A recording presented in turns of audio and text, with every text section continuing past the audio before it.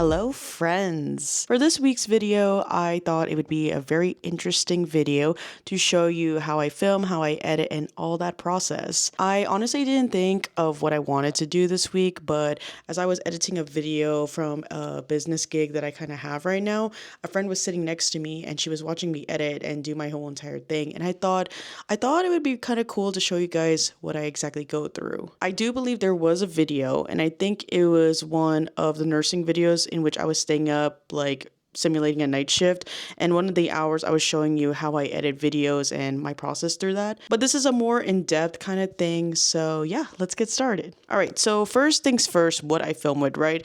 The camera that I'm using right now, as you guys know, I've been using I think almost like 2 years now. It's the DJI Osmo Pocket 3. I absolutely love this camera. I got it as a birthday gift in 2024 because I was gonna go to Japan for the first time and I wanted like really cool like footage and stuff. So all the videos that I've been making since 2024, like I think February 2024 until now, is all by DJI Osmo Pocket 3. Before that, I would shoot with my iPhone, whatever version it is. This one is the 16 Pro Max, and it shoots pretty well. I mean, I feel like you don't need fancy camera equipment to start videoing anything, so a phone is good enough. And then finally, before I use my Osmo Pocket 3, I was also using my Canon G7X Mark II, I believe. And this is a really good camera. I love this camera, especially because you have the folding screen up. So when you vlog, you can kind of see yourself. And I absolutely love that, which is another reason why I love the Osmo Pocket 3, because you can flip the camera to yourself. The only reason I stopped using it is because, I don't know, I think it's very old for me. Not that it's a bad thing, but it's like, I can only take a few pictures and a few videos before it automatically shuts off. I don't know why. Maybe I use it so much and I kept banging it everywhere. So I don't know. I hope I could get it fixed one day, but this was a really good camera. I really loved it. And then for my mics, I actually use a DJI mic. The standard creator kit came with a black one, but then a couple of friends gave me this white one as a thanks when I was editing their videos over the summer. And honestly, it's been a year since I've been doing it. So yeah, a year of editing for another like gig. So I love using my white mic. It's like my favorite because my aesthetic is all white. And in terms of like how I film my videos, it's honestly whatever I think is like, oh, that would be good content. I pretty much like pour my camera in it and shoot it. Now let's get into applications. So I mainly edit with Final Cut Pro. I've been editing with Final Cut Pro, I think, since 2021. So I definitely got my $300 worth of videos. I've definitely edited more than that. And I love it. It's honestly one of the reasons why I stay with Apple products, because I absolutely love it. And I know I could use like other editing softwares, and I've tried some in the past, and I definitely need to do more with that so I can increase my knowledge, but I'm so comfortable with Final Cut and I know I could do so much more with it, so that's why I stay. And I really like it. Another editing software that I use is CapCut, which is a very common editing software that people use. It's free, and I like it because of the auto captions, which obviously Final Cut does have, but I do like the options that I get with CapCut. So there are times that I edit my initial videos with Final Cut, and then I will go more into depth if I need to put like auto captions with CapCut. The third thing that I use is Epidemic Sound. It is a subscription-based service in which you can use copyright-free music. I've been using it, I think, like at least 1 or 2 years now as well. And it's non-spawn, but hey, you guys, if you want to sponsor me, that'd be really cool as a small creator. But I use it a lot for my own social medias. And then because I pay the subscription service, I use it for other businesses and clients that I edit for. So when they post on their social media, they don't get copyrighted, which is really, really cool. All right, so let's get on to the editing portions. The first thing first is you got to be in like comfortable clothing. I think when I edit, I don't like to be like all uptight or whatever. I obviously do it from my own bedroom, so being in the most comfort is like the best for me. It's a good and bad thing because it's not like I have office hours. I work a 3/12 schedule. I'm a nurse, night shift one, so it's kind of sporadic when I want to film, when I like finally sit down and edit, because a lot of it is actually motivation based, especially the YouTube videos. As you know, I obviously upload on Sunday. That's my main day. But there are times when I can't finish a video. Sometimes the Wi-Fi is not good. Sometimes my motivation's low, or I edit like the night before and I'm really tired. It goes on later in the week or like at the last minute, which a lot of videos have. I'm gonna go more into on that part like in another separate video because we are close to our 1 year of uploading for a year, guys. So we will talk about our thoughts in that video. So stay tuned for that. It's literally coming in like 2 weeks, which is crazy. Anyways, you're in your comfortable outfit. I'm in a nice little sweater. I'm in like my sweats, my pambahai, house clothes, and then the mood. So as you can see, it's a little bit warm and dark in here. As a night shift nurse, again, I sometimes have to stay up at night and simulate night shifts to prep for my shift. So I feel comfortable, honestly, editing at night. Obviously, there are times where I can't stay up the whole night, so I obviously crash. But if it's a certain like thing that I need to do by the end of the day, I will actually like start editing in the morning. And again, the times are varied. Sometimes my motivation is there and I'll wake up and start editing at like 8 o'clock, 7 o'clock, you know. But then there are times where I start at like 1 p.m. And honestly, for this video, it's 7 p.m. right now. So that means once I am done filming with this, it's probably going to be like 9, 10 o'clock when I start editing it because I got to eat dinner. I got to like get ready for like the evening, things like that. And like sometimes I like get distracted and watch YouTube videos too. So now we're in the setting. We got our comfortable clothes. Let's show the setup. All right, I don't know if I've ever showed this before, but this is my setup essentially. Sorry for the mess.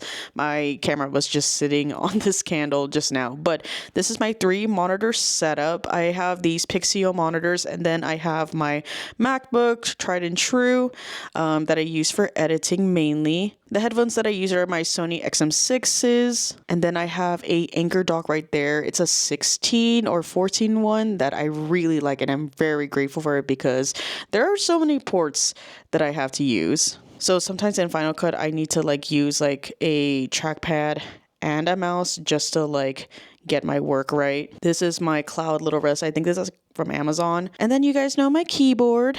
My beautiful mechanical keyboard, which honestly, y'all be making comments about my keyboard. I love it. I don't know what's wrong with y'all, but you guys are mean.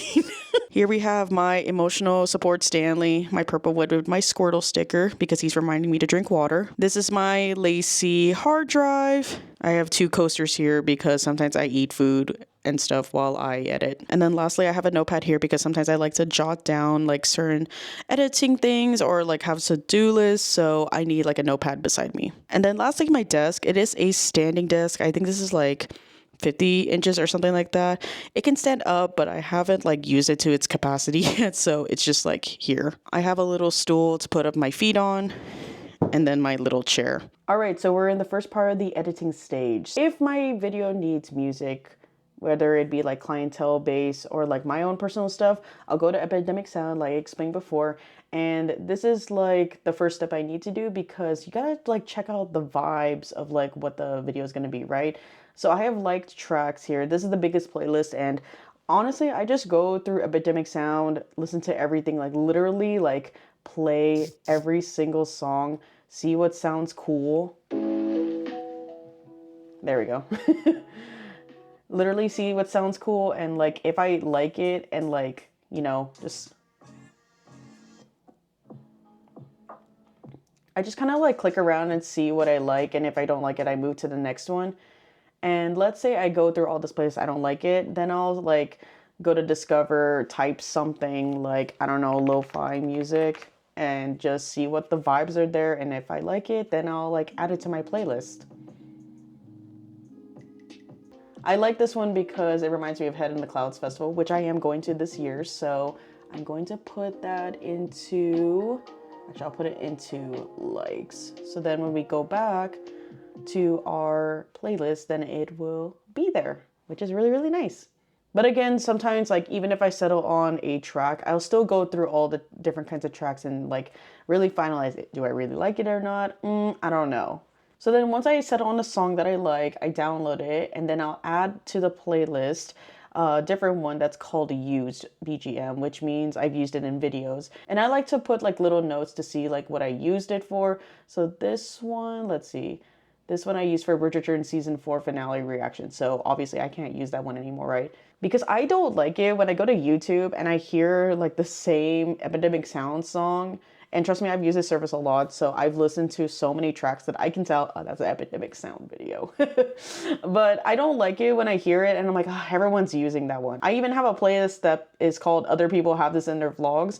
So I have not used this on my own videos because I don't like hearing it again, you know, like it's kind of like recycled to recycled, because some people have like the same song in every single 50 videos that they have, which is not a problem, like that's their thing, but like I don't want to seem like I'm copying them. Do you know what I'm saying? And then lastly, I did not actually mention this, but I use Canva and sometimes Preview for my thumbnails. So this is my 16:9 project. And if you go down here, I have like certain templates, like a 3-picture one, a 2-picture one, a 4-picture one, and then like a single one, which is what I use. The font that I use, this one is Chloe. Last season's font was New York, so it's a little bit different. I tried to keep like the same font throughout, even in my videos, but unfortunately, I can't find the font that I could download for my videos. So what I do is I make this into like a green screen and then download this as a PDF and then throw it into Final Cut and add a green key or mask, and then that pretty much makes it like an invisible thing. So I will use that. And then when I stream, which right now I'm streaming Persona 3 Royal, this is the title card that I will use, or the thumbnail card, and then I'll just change. So like I already did episode 1 for a while, so it's gonna be episode 2 the next time that I stream, whenever that happens. All right, so we've made it to Final Cut, and this is the main software that I use for editing, of course. So let me take through all of my like stuff that I got here. So of course we got my main timeline, but I have 3 projects that I use. I have the horizontal, which is my main, that I use for my main like YouTube videos and stuff. So 16:9. I have an overlays one that pretty much like I have the typical things that you see in my videos. So this is a timer that I used in the Pomodoro video, and then black screen because I'd like to cut 1.30 second cut in between stuff. And then we'll go here. So we have like 3 o'clock, 4 o'clock. I think this one is like when I was doing my night shift videos, I was putting in like the timestamps. So that's what I like to use. And then we have the big title that I used in last season's vlogs, but I do change the font. I just have this like, if this is the title of the video. And then commonly I use these, the days of the weeks and the preview lowers for captions and just like, you know, quick little things, text that I need to do. I usually use these because they're centered. The font that I use, I believe it is, let's see what it is, Helvetica Neue Medium. Pretty standard, of course. And then we have location here. I used to put like locations of all the places I would go to in my travel vlogs. Sometimes I still do that. And then here in this mess here, it's actually like a song placeholder. When I go to concerts, I used to put like the name of the song and the artist, and then the location like thing right here. I also have this like radio static sound. And then sometimes I use this one, which is like a camera shutter click. So anyways, that's my overlays. And then the vertical, of course, 9:16, because I do work or have like gigs in which it's for Instagram, so we use a lot of like 9:16s. All right, so we're in the main video. So this is actually a video I was gonna do for this Sunday, but then I realized the timing was not gonna work out. I decided to push this video to like later in May. So it's a good thing. Now I have a video for May that I can edit now and show you guys. Let's watch it together, everybody. For 7 months. Oop, hold on.